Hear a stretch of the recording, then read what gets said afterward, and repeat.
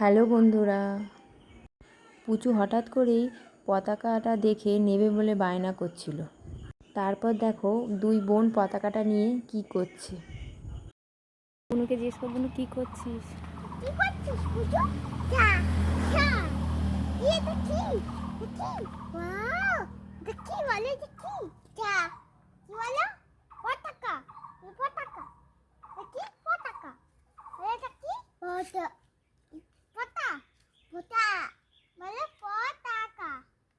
পতা পতাকা নাম এটা পতাকা।